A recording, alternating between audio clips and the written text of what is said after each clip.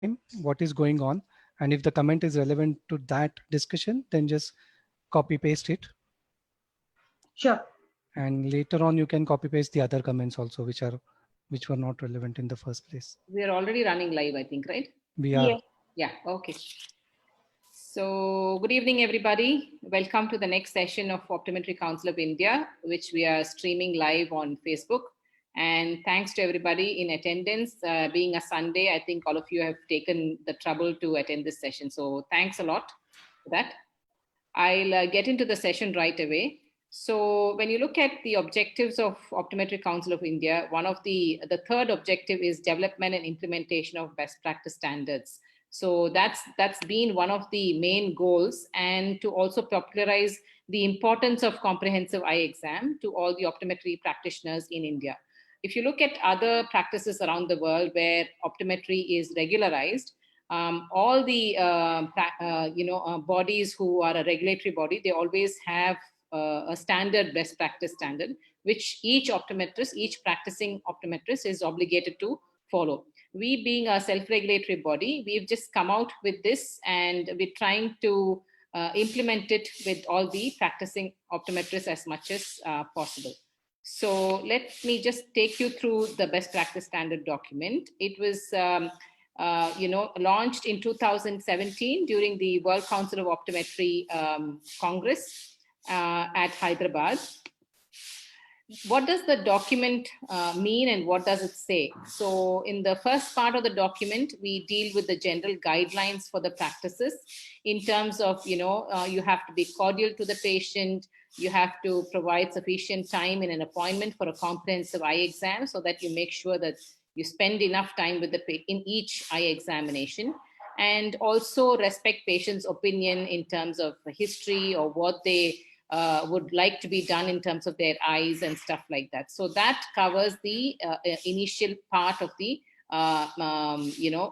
best practice standard guidelines. Coming to the setup of the practice, I know some of these might sound very difficult to implement, but I think slowly we'll have to get into this kind of a mode where we provide adequate space in terms of having all our equipments, the dispensing, spectacle dispensing services, and also provide access to the, disabled. So we should have some kind of access to the practice, which allows the entry of a wheelchair, whenever the need arises for such patients to come in. And I think with the geriatric population also growing slowly in our country, slowly we will each practice will definitely find the need to have this within their practices. The third one is in the importance of having medical records, and the medical records being confidential with you and the patient, in terms of only you as an optometrist or a healthcare professional, and the patient is aware as to what's going into the medical record in terms of assessment, your recording of the findings that you found out, and so on. And once the government council is in place, all this also would be part of the implementation in terms of maintaining medical records and the confidentiality with the patient as well. So because legally this is quite important, as we grow as a profession as well. Management is where we basically discuss all the tests that you've done and what the findings are.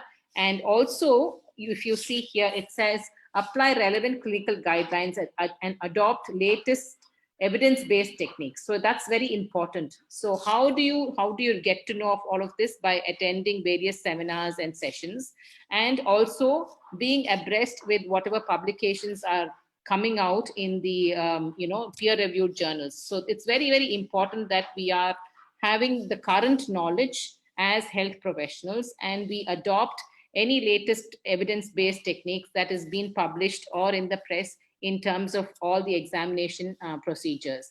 And you provide the patient with information about their ocular condition, that's the diagnosis, and as well as what's your management plan for the same thing. Even if it is simple, let's say presbyope, and you're going to manage that condition by providing reading glasses or progressives or bifocal, whatever the choice of the patient may be, you'll have to explain all of that as to what are the different options, and then you make the patient choose, or if the situation arises, if the patient says, no, what do you recommend? Then you choose on the patient's behalf, keeping in mind what the occupation of the patient is and so on. So all that, it comes under management, and that needs to be recorded as well in your medical records, saying that this is what you advised and what the patient is willing to choose, or your recommendation. Now, coming to referrals, it's very important that everybody follows a standard format for referral, and they also give the entire details of your examination so that the ophthalmologist whom you're referring to, or a general physician in case you're referring for a diabetic checkup or so on, what is the reason for your referral, what are your findings, for example, vision or slit lamp, and what exactly do you need that person to do in terms of handling this patient whom you're referring. So all that goes into the details of a referral. Coming to the actual second part of the document, which is the procedural guidelines. Here as you can see, there's history, visual acuity, and refraction. So basically it tells you to take all the family history, medical history, whether the person is under any medication, general history of the patient, and so on. And also, if they can provide the names of the doctors whom they have been under, whose care they have been under, just in case if you have to contact that person for some kind of cross information in terms of the medical history. Then when you look at visual acuity, you might say, oh, what's so new in this? It's just saying distance visual acuity, near visual acuity, nothing in detail is mentioned. Well, when we made this document, this was based on 3 other documents that were already available. One is the ILOCS document, which ASCO had put together, which is the entry-level competency standard for optometrists. That means when a person graduates from a 4-year course, what's the expectation that that graduate should know? So that is in the ILOCS document already. So we had to refer to that. And we also had 2 other documents on best practices, one from the UK and also one from Australia. So we had to refer to all of this before we came out with this particular document.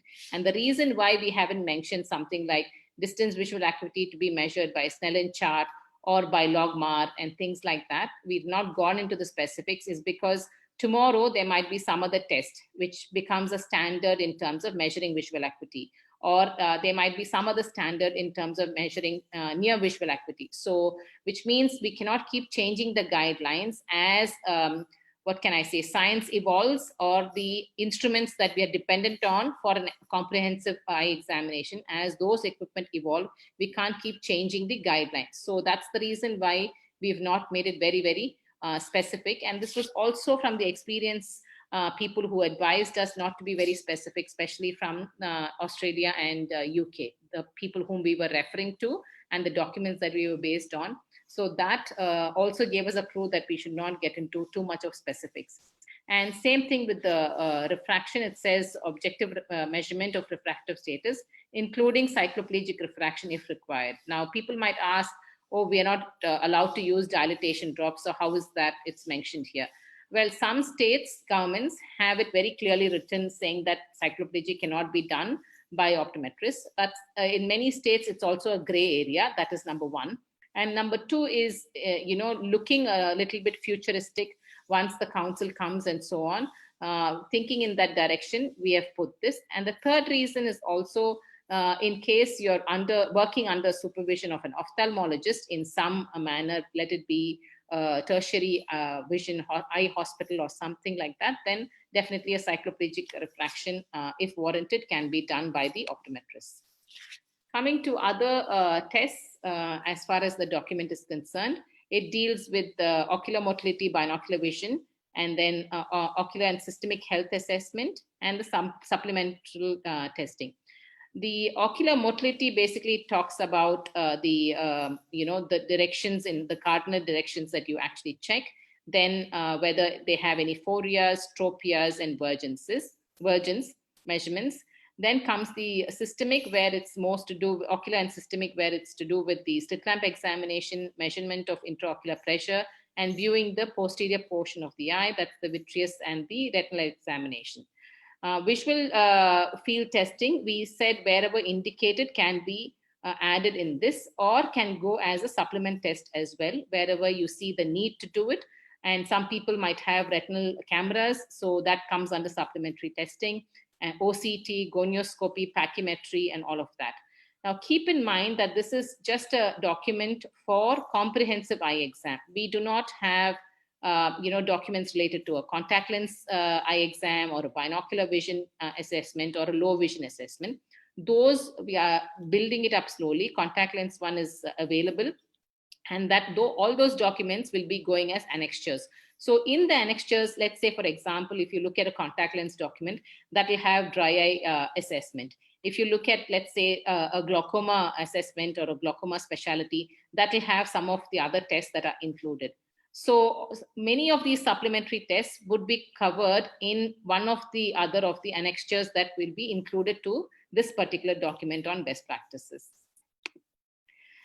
In conclusion, we also say how we go about dispensing. I have not put that slide here for want of time, but it basically tells how accurate the dispensing of spectacles should be. You have to call the patient in, put the spectacles on the patient, make sure that the vision is okay, they're feeling comfortable with the glasses and stuff like that. So that's accurate dispensing. And also at the same time, in case we are referring the person, the referral letter should have all the details in terms of vision, slit lamp examination, and all the procedures that you've done. And at the same time, explaining the reason why you're referring the patient to the ophthalmologist or general physician or wherever you're referring the person to. It also says that you need to have a list of referral doctors, be it public sector, private sector, specialists, and so on. So in future, it would become a necessity for you to have a list of referral centers where you can actually refer the patient for certain conditions. So that would become a necessity once the profession tends to get regulated through the government and so on. So this is, we are thinking ahead of time. And once we start following these standards, then implementation of that, once the government bill comes, becomes much, much more easier. So this is the reason basically for having this esteemed panel to discuss the document and to discuss the reason for it, and also how we're going to implement it in a large scale. So let me introduce all the panelists that I have here. So if I change the, I'll stop sharing the screen. So I'll start with Puneet. Puneet is a young practitioner. If you can just wave Puneet so that people will know who you are. So he's a young practitioner from Gurgaon. Then Sharanya, who is heading the Achta College of Optometry in Erode. And Suzanne, many of the Lawrence and Mayo people who are attending, I think, will be familiar with Suzanne. She helps with all the professional services with regards to Lawrence and Mayo. Then, of course, the star of today, Nilesh Titte, who will be chairing the session here. Pancham Kulkarni, who is an educator as well as a practitioner in Mumbai. He's an educator at Lotus College of Optometry. And Dr. Ramesh, who heads the Manipal College of Optometry and is a scientist and has his own innovation center with regards the eye. I think I'm not sure of the name of the company, but they've also floated a company of their own through these innovative procedures which the students develop. So that's the panel, and the document which I described is what we are going to discuss. So over to you, Nilesh, now. Thank you so much, Lakshmi. I think thanks so much for the lovely bit of introduction as well. It's a bit scary actually when you have such eminent panelists and you have to ask them questions. So I'm actually a little scared. So I need your support and your backing in between. Okay. Yeah, absolutely. Yeah. First of all, I think thank you so much for considering me in the part of this discussion, because practice standards and the topic is so important and it is close to my heart also. You would remember that I've also worked on some similar documents in past. Yeah. And when you said this is something, the iLogs document. iLogs, right? Yeah. So where we had to put down what's the objective of each of the variable that will be tested and what's the end result. So you developed the document from that side. Yeah. We had a wonderful team and finally we could come up with a document which can be useful, right? And that's exactly why when you said we have a discussion around this topic, I think I was very happy that you considered me. So thanks, first of all, Lakshmi and Paula, both of you. And now we have some wonderful panelists here, um, each of them colleagues of mine, and very happy to see Ramesh and Susan. I think been a while since we last met, and at least virtually now we are meeting, right? Saranya and Puneet and Pancham, at least on some other webinars we've been meeting, but these two meeting after a long time. So welcome all of you. And I think this is going to be a very interesting discussion. So all those who are listening to this discussion on Facebook Live, this is very useful, very important, and we would like to hear your views as well. So if you can, comment your questions on the live session, that would be great. We'll try to take as many as possible, of course, depending on how much the time permits. But please share your views and your comments and your questions in the comment section on Facebook Live, right? So I think I'm going to start with a very, very generic and very uh, a question which probably Sharanya would be happy to answer, which is, how was your experience? Because I heard you were a part of developing and formatting this document. And when I did something of this sort, I really enjoyed it because the team had worked a lot and I knew this is going to be very useful for the profession, right? And you were a part of developing this one. So just take us through your experience. Hi, Nilesh, and thank you, CI and Lakshmi, for having me here. When I actually got into optometry, it was almost like an afterthought. Didn't get into medicine, then got into optometry. But the thing that my dad said when I was joining optometry is, you're going to be among the first few batches, so you have a chance to make a difference. So I think the guidelines was part of making a difference, and I think that's the main thing that I actually enjoyed very much about organizing and working with regards to the guidelines. Why are the guidelines important? A whole host of reasons. Practicing in UK, any place that I went to for either a job or an interview, it was pretty much said. They had these guides. You had to work within those guidelines, within the framework. So I could just walk into any practice and start working as long as I knew what those guidelines were. And anybody who had to practice in UK, be it a graduate from their own country or be it a graduate from another country, would have to go through those professional qualifying exams. Right. So that professional qualifying exam basically checks whether you know all your guidelines, your laws regarding practice, what are the normal practice routines, and every individual organization has their own. They have the whole named guidelines, but they don't tell you, like Lakshmi said, vision can be measured either with a Snellen or a Logmar. That depends on each individual practice. It was up to each practice to decide what they wanted to do. Tonometry, some practices allowed you to do applanation, but most of them had, the non-contact ones. So again, they had a guideline which said anybody over the age of 40, you would have to do these set of things. Anybody who was under the age of 60, you had to do these set of things. So it kind of made practicing a lot more easier and more uniform. So you could go into any store or any optometry practice or an ophthalmology practice, and you would have the exact same routine done. So the patient also had so much confidence, and patients who have been having tests done regularly would be able to tell you, you have missed this. So it kind of worked on both ways. And again, legality, whenever any of these issues come up in court for negligence or things like that, because the laws over there in UK are very, very strong, peer review. So if most of your colleagues were doing the same thing, you were okay. Because if you've done those tests and in spite of that, something has happened, you wouldn't be held negligent. You may be held, responsible but not negligent. So, it protects the optometrists to have these guidelines as well. So I think that is why it is absolutely essential. I mean, building your own practice, building a building, you're going to have a plan, you're going to have permissions, and then you're going to go and build it. So at some point when we have this leader status in India, then this is going to help us say, look, we already have a plan and we're following the plan. Right. So I think that is where, working on the guidelines was something which was very interesting. Awesome. Thanks so much, Saranya. And I think we are lucky that we have, the luxury of having panelists. They are representing, various domains within optometrists. For example, we have Pancham and Susan from the private practice side. We have Ramesh from the academia side, you from the hospital and academia side, and also Puneet, who's a fresh graduate. So what I'm going to do Absolutely. is you actually raised a valid point, which is what is the importance of this document? And I'm going to throw the same question to all of them. To begin with, I think I'm going to ask this to Pancham because he's a standalone private practitioner. So he's representing that particular community here. Let's say that. So Pancham, what do you think from a standalone private practitioner's point of view? What is the importance of these guidelines? Okay, good evening, everyone.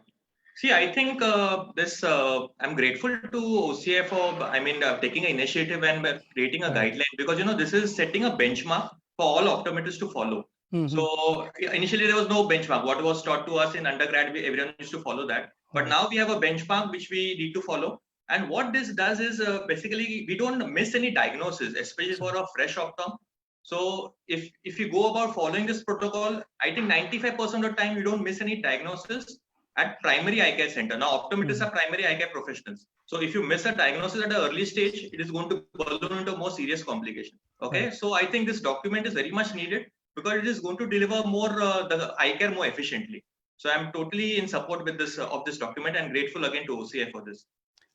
Thanks, Pancham. I think I'll. Also, you don't, I think the other thing that, as Pancham was saying, I kind of agree that it also makes sure that we are taking care of some of the problems at our level itself It's and not really referring everything to the ophthalmologist, That's because the number of ophthalmologists are less in our country, as everybody knows. Absolutely. So I'm just going to ask the same question to Susan, and Susan can answer from a point of view of a retail chain where you have more stores, more number of optometrists. How is this relevant to you, Susan? You'll have to unmute yourself. Sorry, Nilesh and the rest of my esteemed panelists, having a standardized document clearly sets a fantastic standard for everybody in an optometry school to aspire to, which means when I graduate from optometry, I come out with some certain core competencies. Your document ensures that I move away from a refractionist or an assistant to being a primary eye care professional. A primary eye care professional delivers vital care to the community.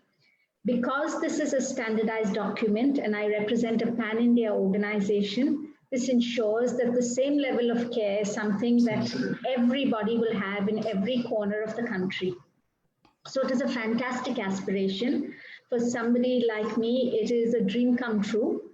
And there's not much more one could ask for, especially in today's day and age where Sharanya stressed on history taking and things like that, how important it is and how necessary it is to document it. From history taking, we've now moved to triaging, where you ensure that you get all the important details that enable you to deliver the best care possible in today's day and age of COVID times and things like that. So just how the path has been set for us to be able to do our job better and better each time.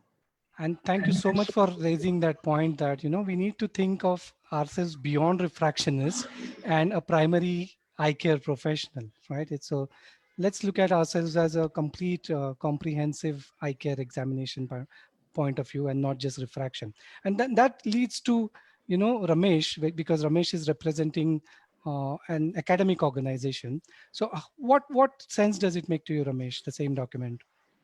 Thank you, Nilesh, and good evening, everybody. It's nice to be here with this good colleagues of mine. If you look at from a higher education or any education point of view, the most difficult part to really train is the attitude part. How to communicate with a customer that you will be entering, or a patient who has been already in agony or pain with some diseases. So the framework gives them a route map to say, okay, as a teacher, as an educationist, I take, for example, last 1 year, we've been working on outcome-based curriculum, and we looked at all the framework.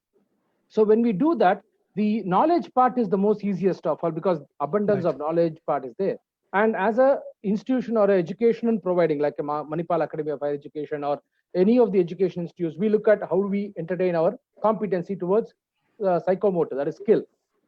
But when we implement it to the students, they get perplexed because when they go out, they see a varied standards of practice, right? When they go to internship or when they look at their own practice outside, it is not really standardized as in other countries. So, for example, MAHE is among the 3 institutes in India we started looking at European Council accreditation. So we always used to show to the students, like, this is the requirement, the competency requirements that you have to follow if you are looking at practicing as a global practitioner.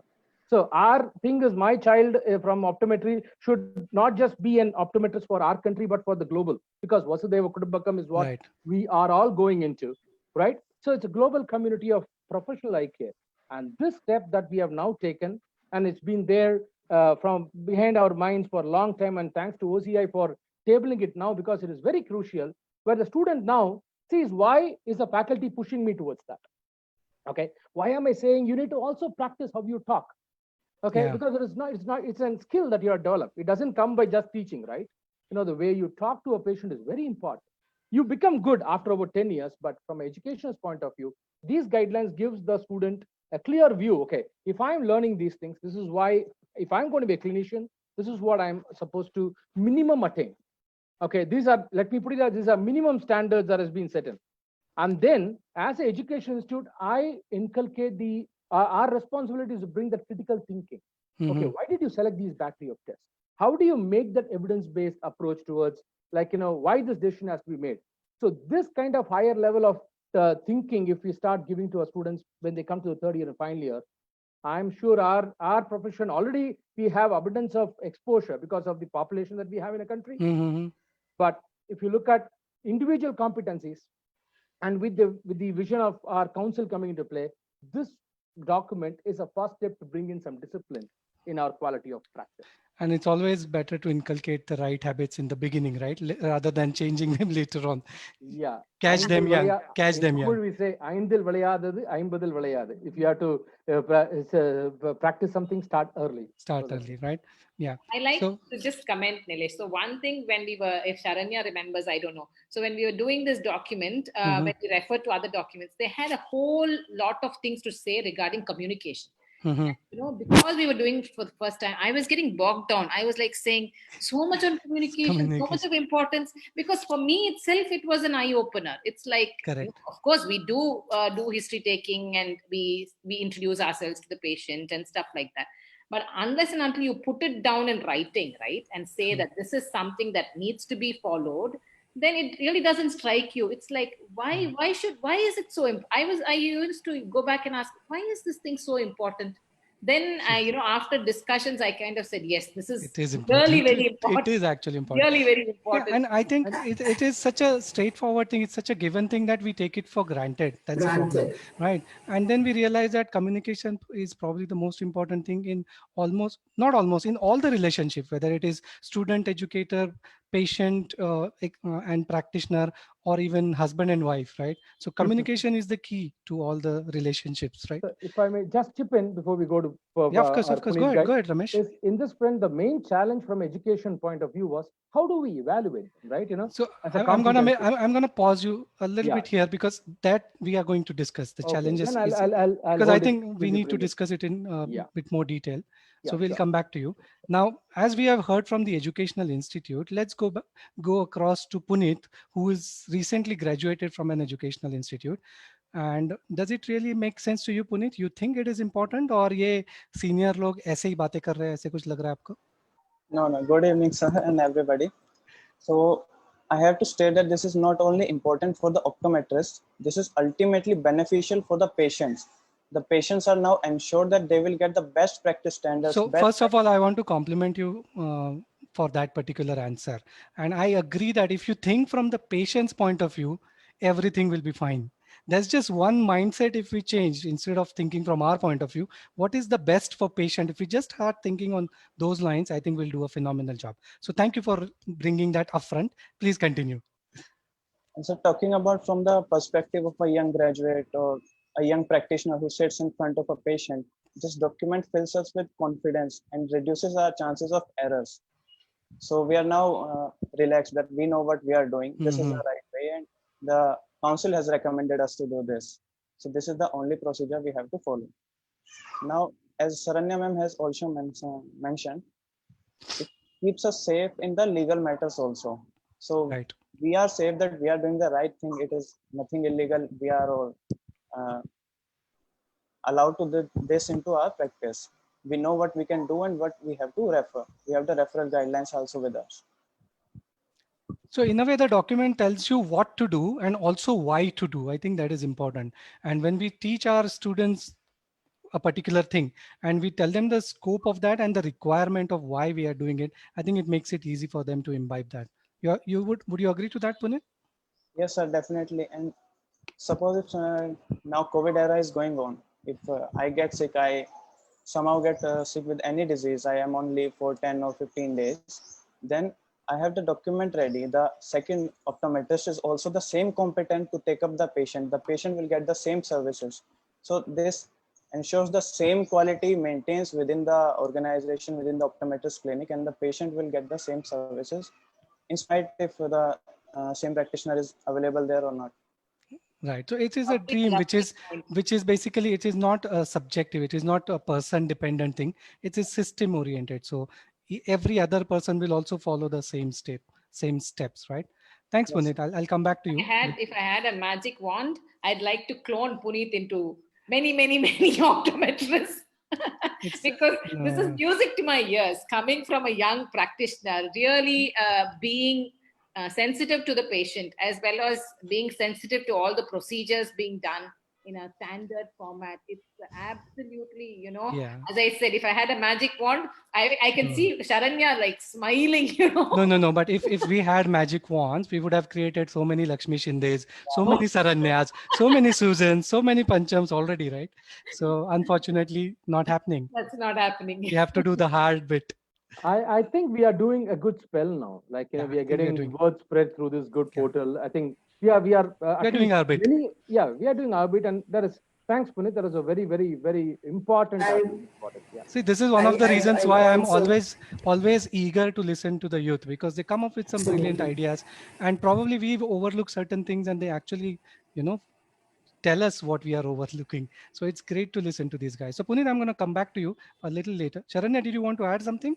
Yeah, no, I was just going to say I would like to compliment Puneet's mentors because a lot Thank of you. what is Thank coming you. through. Honestly, I didn't know Nilesh was your mentor. No, But I'm not for taking what it. it's worth, no. I think for someone to have imbibed these concepts, to have understood these concepts, their mentors have done something right somewhere. Absolutely. So, congratulations to the mentors. Of course, Sharanya, you really brought up a very important point. So congratulations and compliments to all the mentors, and not just Puneet's mentors, but mentors of all this youth who are doing a phenomenal job. So I'm asking a very relevant question now, and this is mainly to Pancham and Susan. So either of you can answer it first. Now, we just heard from a young graduate's point of view. Now, you are in private practice. Suppose you want to have optometrists in your clinic, okay? Because you alone may not be able to manage so many things. So you want to appoint an optometrist, employ an optometrist. What do you expect? What are your expectations from the young graduate optometrists who are going to come and work with you? Okay, if you want, I can go ahead first. Yeah, go ahead. Go ahead, Pancham. Okay, see, basically when the new optometrists come to me, they are very good at diffraction and the basic skills, no doubt. I think somewhere where they are lacking is probably the communication skills. I think Lakshmi man spoke about that. I mean, right from greeting the patient, because they come from a hospital background in their internship. So in hospital has a very high patient inflow. And when you move to a private practice, it is patients come to us, because they want that personal touch. They don't want that quick refraction and quick eye checkup, which is generally done in a hospital type of a setup.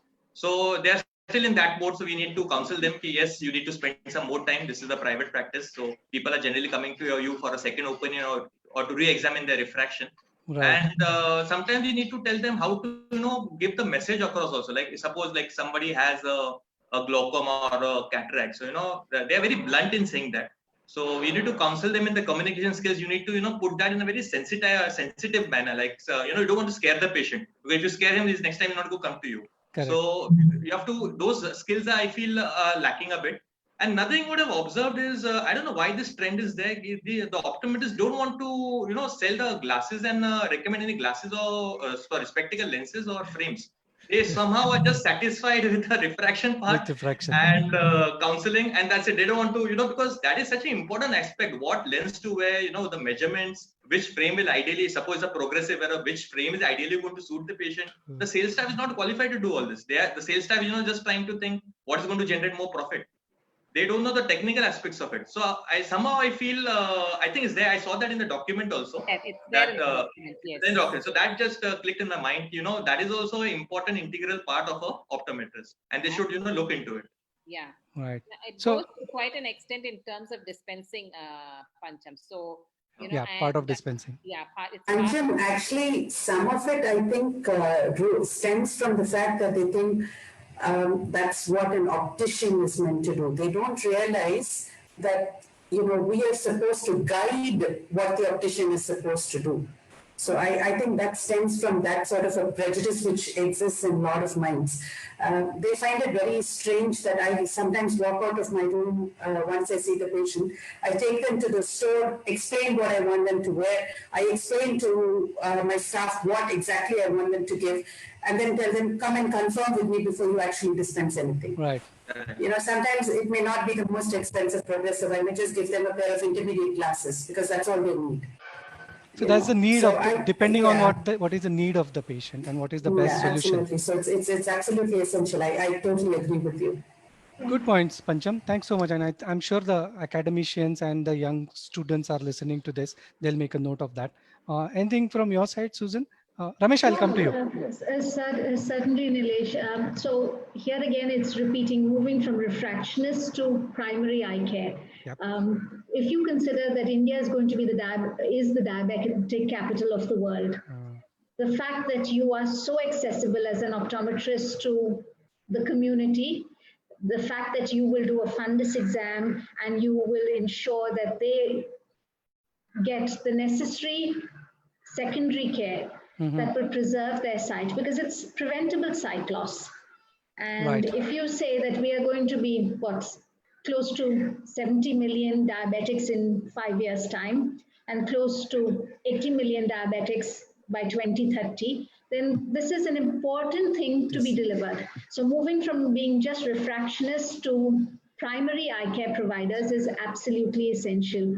I would also take off from where Pancham said, where he felt that counseling the patients and customers that we see is so very important, because you are providing eye care solutions. You are not selling them glasses. True. You have understood clearly what their requirement is, and you need to provide those solutions. So in today's day and age, we're talking about very much more web lenses, home and office, and things like that, because people are just stuck indoors. They need you to guide them. Absolutely. And that is very important. I think I like the point where you raise diabetes. I think that is becoming such an important issue now.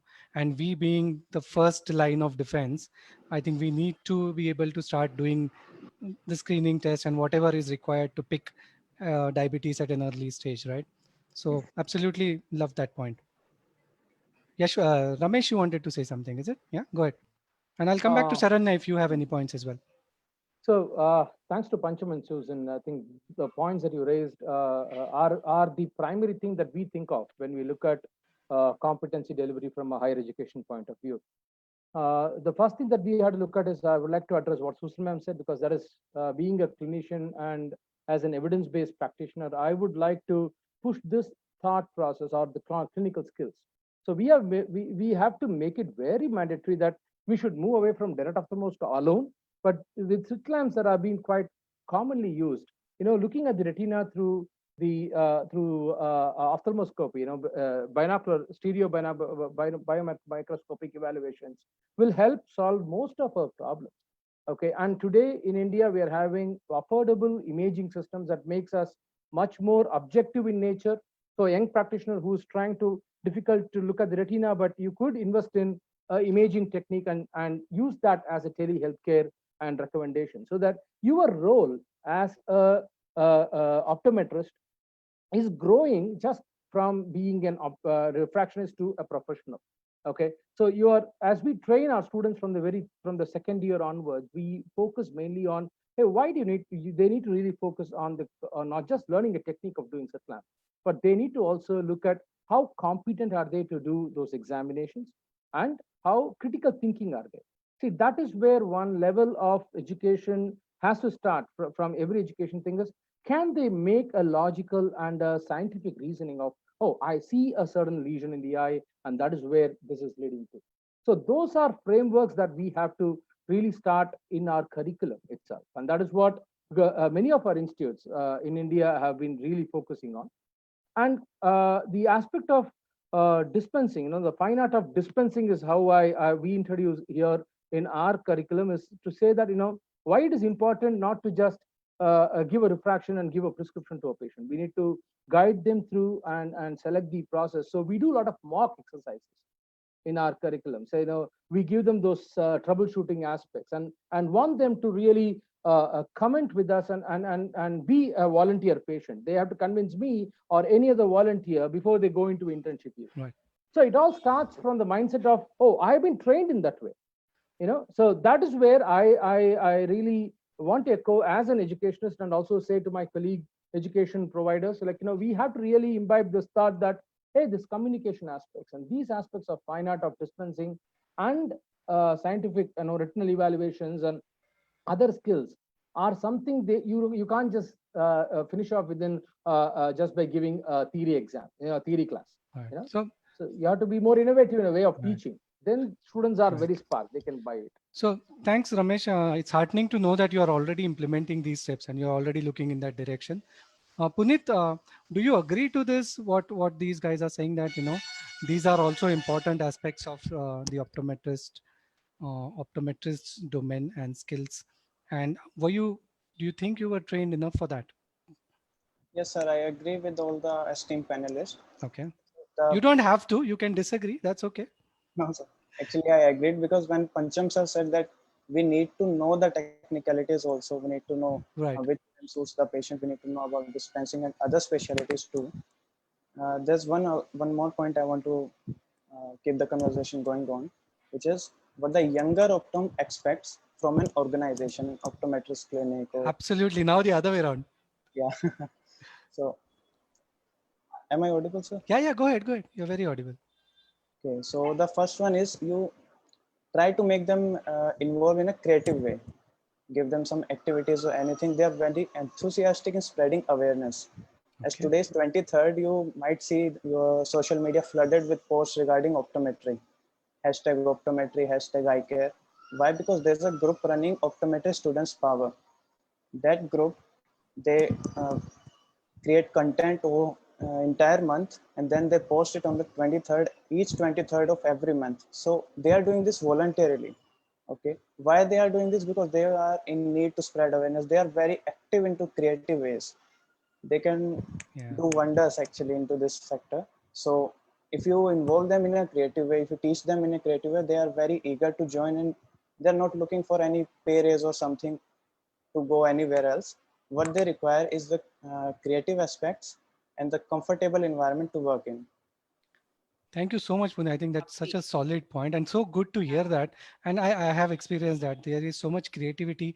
I think as seniors, we just need to channelize their energy and creativity in the right direction. Saranya, did you want to say something on that, or? I think what Puneet is basically trying to say is quality of work life rather than just the pay check that goes at the end of the month. I totally agree. We have different roles for each of our optometrists. Akshita, we have a system because basically I am an optometrist by profession. All optometrists get, I shouldn't probably be saying this out on social media, but yelled at if they don't see the fundus, if they haven't done a complete workup, if they have dilated before a gonu has to be done. So it's more like we're looking at them as if you are in your own vision center, you have your own practice. I don't want you to mess up. I don't want somebody to lose vision because of a small little test that we could have easily done. So for us, it's more of, refractions are important. Refractions are the basic bread and butter. You cannot give the wrong pair of glasses. But beyond the glasses, like Suzanne, Ramesh, and Pancham, and everybody else has been emphasizing, we get very upset when we get trace sheets without fundus findings recorded, slit lamp findings recorded, and things like that. So I think it will come there. It will come to that in every practice, but I had to face a little bit of resistance from colleagues of ours who have said, if they do all this, what are we supposed to be doing? So I normally tell them surgery is what you're supposed to be doing. So let us do all this so we keep you busy in the theater. So my husband absolutely loves the fact that the optoms literally run the clinic, and he just has these referrals that he's looking at, and he's in theater. It's made life very easy for him, according to him. And I've not been going for a couple of months now. So now he comes home every day and he complains, this, if you were there, this could have all been managed. I'm like, yeah, thank you. So it works. So I think that's how important an optometrist is to any practice. So when they come to us for a job, these are the certain requirements that I look for. First of all, the refraction should be perfect. The second thing that I look for is when they come in, I normally ask them to see a patient. Patient, not a paying patient, it would be one of my staff that they will be examining. The first thing I look to see is whether they're saying, hi, hello, how are you? Before they start up saying, what is the problem? Why have you come in? So the communication, again, is what I'm looking at. I'm also looking at to see whether they're spending the time talking to the patient, but not so long that they're spending an hour with one patient. I still expect my turnaround time to be good. So I still expect them to finish a consultation in something close to 20 minutes to half an hour, but I don't expect them not to communicate and spend a whole hour with them, just having a chat. So that is something. I'm looking for a clear framework in their mind. I'm looking for triaging ability. I don't want them to be doing refraction on somebody who's come in with an infection. I want them to be definitely doing refraction on somebody who's come in with a broken pair of glasses. So these sort of things. So the sort of and overall holistically seeing the patient, being able to pick up, we have had cases where my optoms have picked up diabetics based on refraction alone. They've had change of glasses every few months. It's been going higher, minus every few months. They come and tell me, ma'am, I think we should get these guys to get their fasting and postprandial plan. And they have turned out to be diabetics. So as an optometrist, there's so much that we can do. So I think it is absolutely essential for them to have all these skills. Okay. So thanks so much, Aranya. Lakshmi wants to say something. Just wanted to comment. Actually, I was itching to comment when Suzanne brought up that diabetic this thing. Then I said, okay, let me do it later. So we did run diabetic training programs, actually, which we did all over India in few cities and stuff like that in collaboration with Zeiss. And that was primarily the reason. Basically, what happened. I mean, I'm not saying this on a negative this thing. We learn everything when we are undergraduates. But what we implement is the question. That is the number one. And the second thing is you have to always need some kind of a push, okay, to say, yeah, this is something you cannot miss. This will be of service. This will make you stand apart from your competitor. So you have to talk sometimes in terms of business and revenue and stuff like that as well.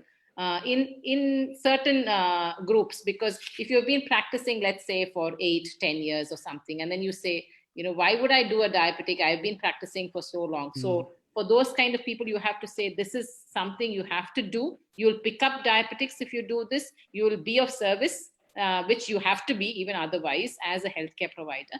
And otherwise, in terms of business aspects, it also supports you and makes you stand apart from the other competitors. So that will also bring in revenue for you. So if you kind of put everything together, then it really works. That's from the diabetic, point of view that I just wanted to make that comment. You're absolutely right, Lakshmi. We need to deliver the care that we would hope to receive. Yes. So if we are going to deliver care which is half-hearted, then I mean, doesn't matter. that's where the matter ends, really, isn't Yeah, it? that's right. Yeah. And if we're going to uplift our profession from being refractionists to being professionals in our own right, then we have to deliver absolutely everything. Picking and choosing tests because we now understand their value and taking it forward. So, I mean, like you say, there are certain tests you would get rid of. As Sharanya rightly said, I don't want you to do certain things on somebody who so obviously requires different care.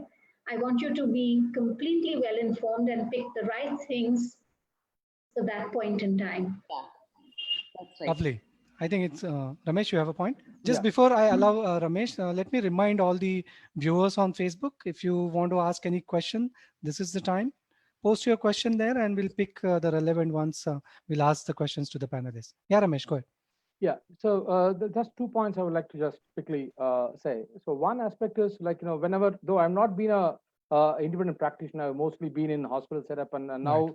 we have our own optometry wellness clinic, which is one of our brainchilds that we want to provide our students and hands-on dispensing and a private practice kind of an exposure, because that's where optometrists are supposed to be in, is what we now focus.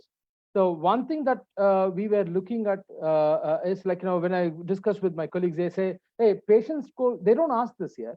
They first ask, are you a doctor? Are you a regulator? All these questions comes. But now, since we are going, this guideline kind of a framework that we have created is creating that benchmark wherein we have a clear guideline. Like, I'm not doing it for the sake of putting a doctor in front of me, but I'm a professional.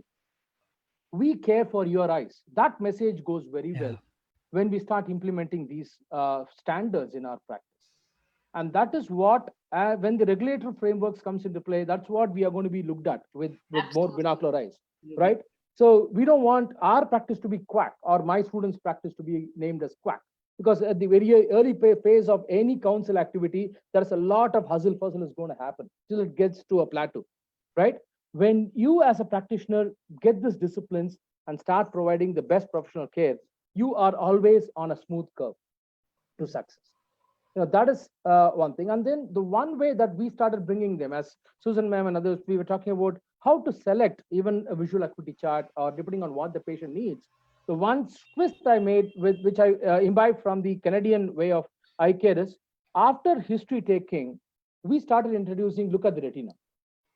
Why should we wait for an end exam like looking at the retina? Because most of us trained in ophthalmological setup at where I come from, it's like optometrists were collecting data at the slit lamp, deciding when to dilate, and then the clinician was seeing it. But in a private practice, if I know the answer right away, retina mein there is a macular hole, then I wouldn't waste my time doing a hardcore cycloplegic refraction, a diochrome balancing on him, but right away start with a low vision kind of an approach when the patient is there with me for 20 minutes. So now you have those possibilities. Take your DO, look at the retina, or now if you don't want to go with COVID time closer, take a 90D and look at the retina after a history. So you'll know what you're expecting, right? If there is a cataract clouding or whatever the disease is, then your battery of tests will be more streamlined. That 20 minutes, as what ma'am was saying, you'll effectively spend what is relevant to the patient and not doing just a checklist kind of a thing. Maine ye test kiya, ye test kiya, ye test kiya, ye test kiya, ye sab ho gaya. Abhi kya? Why did you do it? Has to be a logical framework where my way of approaching or our way of approaching here at Mahe is in our optometry wellness clinic. I wouldn't be, this is not what we do in the Kasturba hospital, but in our clinical facility, after history, we do look at the retina, and then the student has to talk to the optometry faculty colleague. Hey, what all tests are you going to do, and why are you going to do? As we spend some time with this patient. Yeah, that's one thought we are doing now. Thanks, Ramesh. Meanwhile, we have a question on the Facebook, and because it is from Tamil Nadu, I think I'm going to straight away ask it to Saranya. It's specific to Tamil Nadu, that's why. So Saranya, the question is, why are optometrists considered as technicians in Tamil Nadu? Very ground level question, very direct question. Yeah, I think good question, very good question. I think part of the fault lies with us, I'm sorry to say. Yes, there is already a stereotype mentality which is certain where we are considered to be working under someone rather than working with. But I think we are also perpetuating the whole myth by staying refractionists alone. A lot of my classmates are now coming for observations at Achyuta for skills. So skill-based examinations like learning how to be competent with a slit lamp, learning how to be competent with tests of binocular vision and things like that. So if we aren't elevating ourselves, Correct. nobody is going to elevate us. So if we don't blow our own trumpets, nobody is going to do that for us. So I think And just to add to Yeah. that, to blow our own trumpet, we need to have substance, right? Absolutely. Absolutely. Totally agree with you on that. Now we have people here at, asking us when we're going to get our first batch of graduates. So I'm happy that they're already asking me that. Right. Because now they're saying if somebody likes who comes out, who's trained by you at the level that you're training them, because they come to the hospital for classes. So when they see our optometrist, when they see my first years doing a proper motility test, when they see my first years doing a proper pupil examination, they know by the time they're going to come to the final year, they're going to do a complete comprehensive examination with a flowchart in their mind. So I think we have to elevate ourselves. If we elevate ourselves, then we're no longer going to be called technicians. I don't have a problem being called a technician as long as they understand I'm a primary eye care technician. I'm happy with being a primary eye care technician. I don't have a problem with that. But I want the name of being a primary eye care specialist technician. So primary eye care specialist is what I'm working at. Okay. Thanks, Varun. Now we have a few minutes left, and I have a question mainly for the practitioner. So again, this is more for Pancham and Susan, and if others want to add, they can definitely add. So we've been talking about the practice guidelines. Pancham and Susan, have you already implemented them, or are you in process of implementing them? And if yes, what could be the difficulties in implementation, or what would you have faced as difficulties for implementation? I mean, yes, I mean, when I went through the document, I was happy that, like most of the processes we are already following in our practice. Okay. And to talk about some difficulties, see, I didn't feel any difficulty because the main difficulties can come in the referrals but my area is, has a very good ophthalmologist to patient ratio. We have plenty of corneal, retinal, as well as uvea specialist in my area. We have got 2 low vision aid centers. So as such, referrals has not been a problem. Can't think of any specific problem as of now, I can say. So you were happy. It was easy for you to implement, not much of a hassle. No, I mean, see, now I was lucky that this is a family-run business. So when I joined in, a lot of systems were already in place. Again, fortunately, my dad is an optometrist, so that also helped. So I didn't start from scratch. So I mean, the flow was already there, and I just added to that. And also because it is one practice, so the control is easier, right? Correct. Yeah. You could control it more easily. Maybe Susan, it could be a little bit different from you. Yes, Nilesh, the document now will put in place what we can aspire to achieve pan-India. And that is really important because our duty of care, if we set out what our duty of care is, then we will achieve it.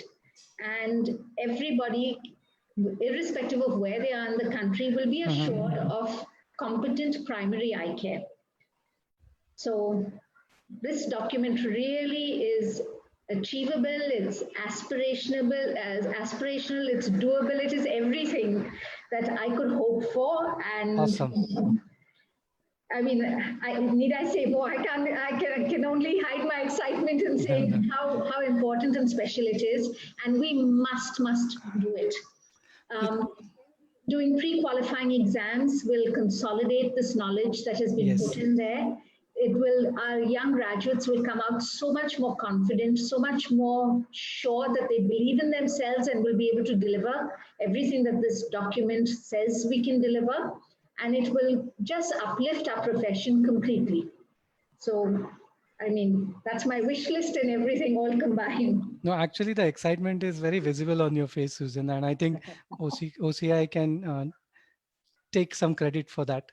Yeah. You managed to bring smiles on people's faces. Yeah, that's right. Yeah.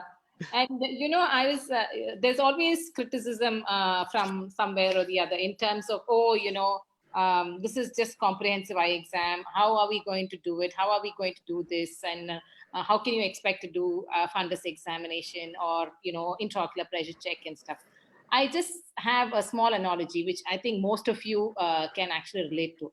You know, when we started, Susan and Sharanya also, and even Pancham might be familiar with this. You know, when we started training people for progressive addition lenses, correct? Yeah, I was Way there. back. Nilesh, you will be, yeah, Oh, you are one of the participants. You will be very aware.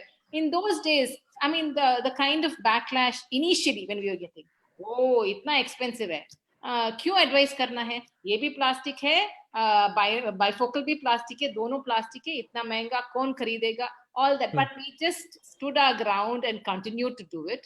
And see, now it's become a norm. If you are presbyopic, the first thing that's advised is a progressive. progressive addition lens. You know, and now it's in fact going overboard, where you have to, in some optometrists, you have to tell them, see Just this hold on. this work does not require a progressive. Maybe he needs another additional reading pair along with the progressive, because he needs to do so and so job. So it's now gone the other way around. So that's what I'm saying. So I think we've made the right pitch, if I can say that. We've made the right pitch to say this is what it needs to be. Of course, the annexures we are going to add in terms of specialty examinations and stuff like that.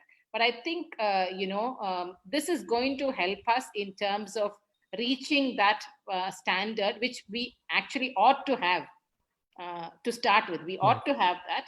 But unfortunately, since we are not there, this is something we have to achieve. And I think even with the the government coming up with the bill, or be it the new educational policy, where Suzanne was trying to tell us about the examination, pre-practice exam or something like that. If we can come out with some of that, I think it will be absolutely so supportive of what we want to achieve with this document as well.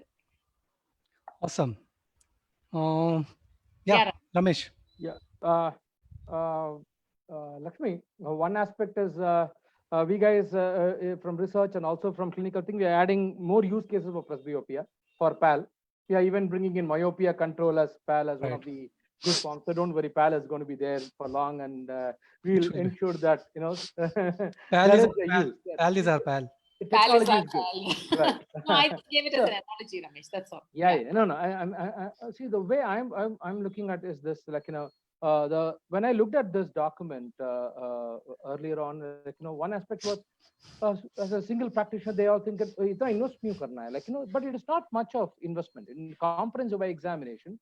It doesn't put you on too much into that's why she has pulled down all the things like OCT imaging. I would say gonioscopy has to go into regular thing, but as a glaucoma guy. But other than that, most of perimetry is not there as part of your armamentarium and all, right? By this way, what is going to happen is your basic infrastructure investment is not going to shoot up very high than a good clinic. One thing that's going to bring in is, my dream for a long time has been no free eye care, right? Let us not do a free eye test.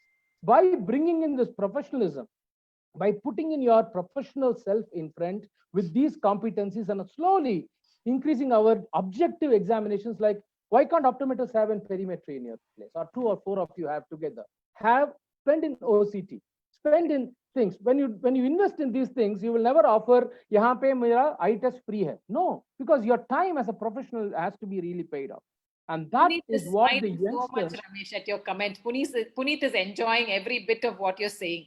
I think today's youngsters are bringing that in. They don't want to give. My own student very clearly says, sir, I will not give free eye test. Even I will not give discount. I will say, even if I charge 100, 150, that is the time, professional time I'm spending with the patient, where I am looking at the comprehensive eye and providing you care. So this document is a route map to also achieving that goal, or that dream, I would say, wherein we'll say, why should I charge you? Because 1, 2, 3, 4, 5, 6. I have put all these things in aligned to quality of eye care, right? That is one thing. Another, the last point is, as Susan ma'am and L&M have beautifully done their vision statement and their dream, other list of other competitive big chains, they have 9 tests, 12 tests, 14 tests, 16 tests. What to go in those 9, 12, 15 was mostly on their preference, but now they have a good guideline.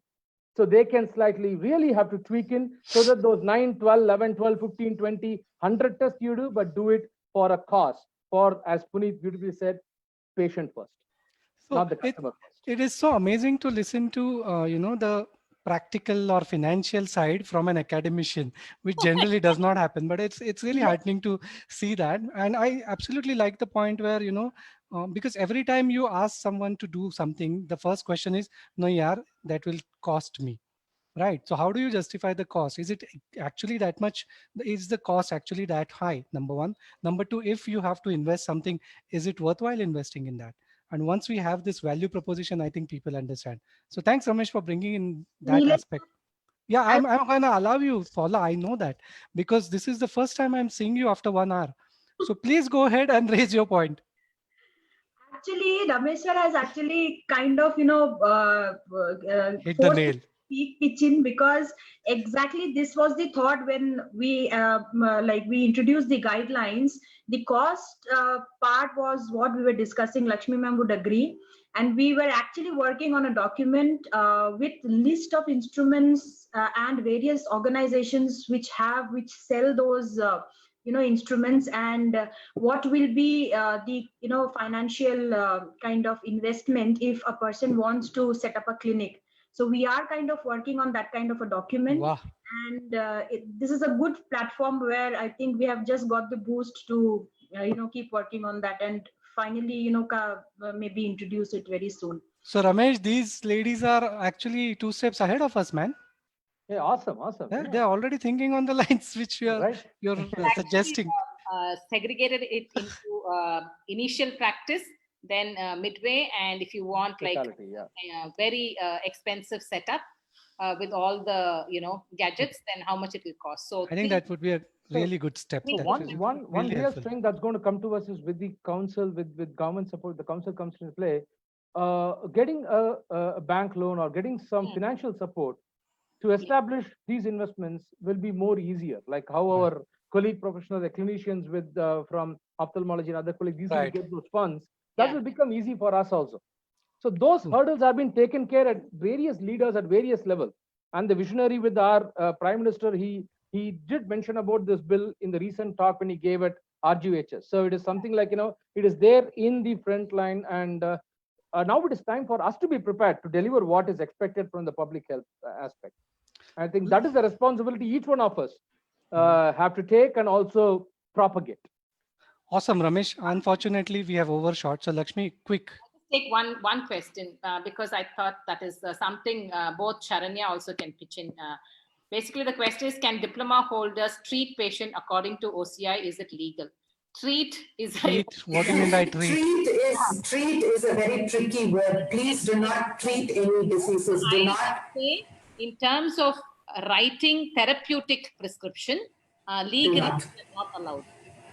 We can do that if we are under supervision, but legally writing a Independently. prescription, we are not allowed, be it a diploma or a degree holder, either one of them, we are not allowed.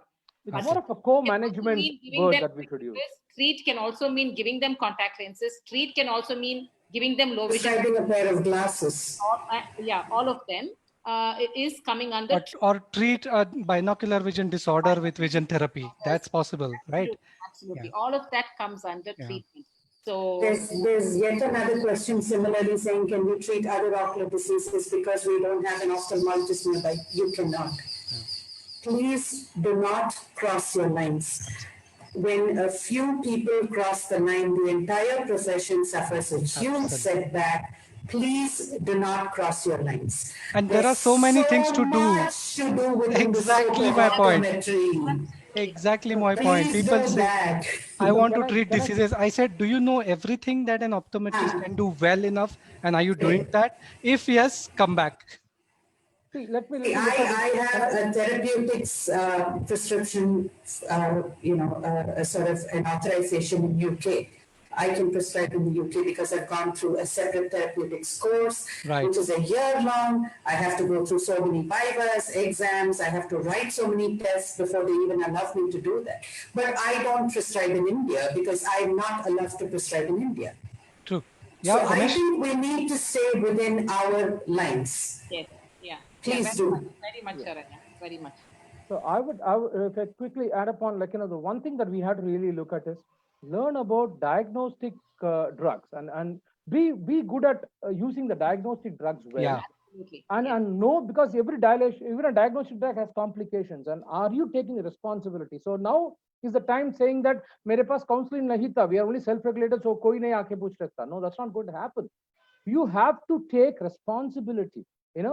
Negligence versus the aspect that Sharanam ma'am said is very important that we are taken. And Right. today COVID has opened up the telehealthcare hub to you. So Okay. don't limit yourself with just के मैं prescription sign कर सकता हूँ. That's not something yeah. very high. Don't give those so much of credit. Our professional ethos has to be maintained. We have our colleague ophthalmologists who have put in almost 10 years of their time, Absolutely. 10 years of time to become what they are. It is not so easy to be an ophthalmologist, right? So we have to give them that real respect and not cross the line unnecessarily, but use telehealthcare effectively. Don't just WhatsApp everything. No, that's not telehealthcare. You have to really learn. That's what, as Yeah. Saranam said, for everything, today we have online courses for all of you. You get disciplined, and if you have that need in your practice that surrounding me ophthalmologist nahi hai, then it's a close thing. You can connect your patient to bigger hospitals, center of excellences like Eli Prasad, Shankar Nethralaya, AIMS. Everybody are ready to take in telehealth. Right. Connect with them, and Thank you you. are now legally doing a practice wherein you are doing your job, and the clinician sitting there in the thing is reviewing what you have done Right. and giving you the guidelines whether you can prescribe, and that is a valid. And they send in their prescription. You are not giving the prescription. Right. So So Yeah. please provide the care. Don't back off. I would yes. be I salute you for doing that. Okay, please do provide that care, but do it with the pride and the legitimacy. Awesome. So Absolutely. thanks, Ramesh. Thanks, everyone. Now we're almost at the end of the discussion. So what I'll do is I'll just go across each one of you, and maybe last closing comments, if you have a line or two, just as a closing comment for this discussion. Whom should we start with? Shall we start with the youngest one this time? Punit, you've been quiet for some time, so go ahead. What are your closing remarks for that? No, if youngest, probably I'll have to go to Ramesh. So I'll take the word back. Not youngest. We'll start with Punit. So then I'm the third youngest. You're the first Yeah, one. I'm also there. So I'm thankful to OCI, and also I would like to add that as Lakshmi ma'am was talking about the diabetic course which was running by them and Zeiss.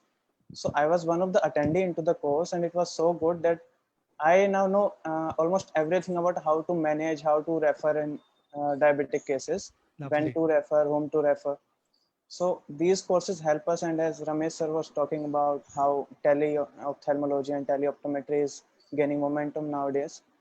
So we should not just look on treating the patient. If we diagnose it correctly and refer it correctly, that's another achievement actually. And I want to thank OCI for the opportunity and to get me in a frame with all of these legends. It's really such a dream come true for me. Thank you, Neeraj sir, and Pleasure thank is all ours. Trust me, the pleasure is all ours.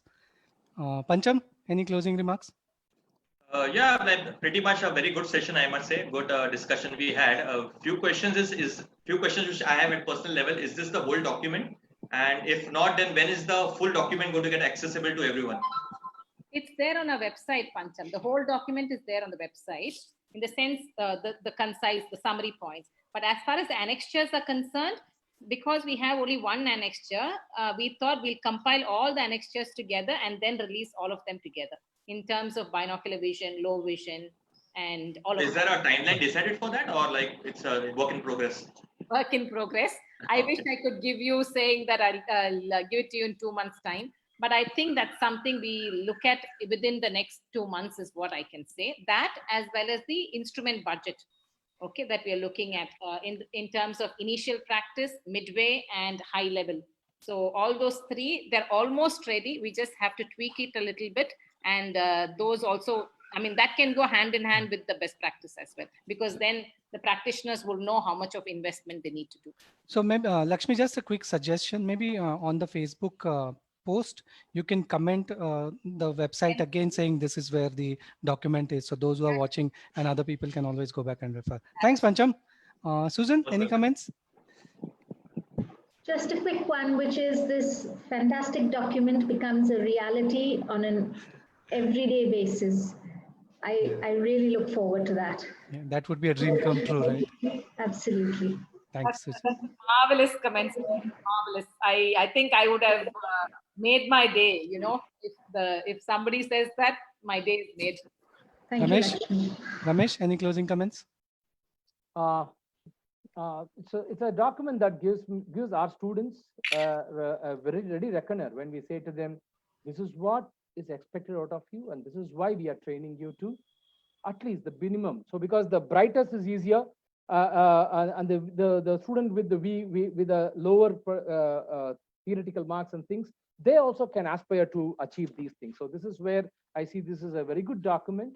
So that there is no parity. Anybody passing out of an optometric institute should have these competencies, and this is what we as educationers should test for, because an examination altogether is one good way, but there are costs and other things involved. Let that happen. But meanwhile, as an educationist, it is my responsibility and our team's responsibility to Right. ensure that our students meet these competencies as we say them, they are graduated and successful enough to become part of our professional colleagues. That is Thank- one. And when I looked at this document, it really matches very well with the European and Australian every standards. Thanks for a very good work for making all our optometrists, not just an optometrist in India, but a professional who's ready for an international accrued optometry graduate. Thank you. Thanks, Ramesh. Saranya? Just one little thing. COVID may have shrunk our world to our homes, but we're now working on a global platform. Anybody can network anywhere as long as we have the right skills and the right attitude. Till I was at Shankaracharya, I thought I was always doing things just because this was my home, alma mater.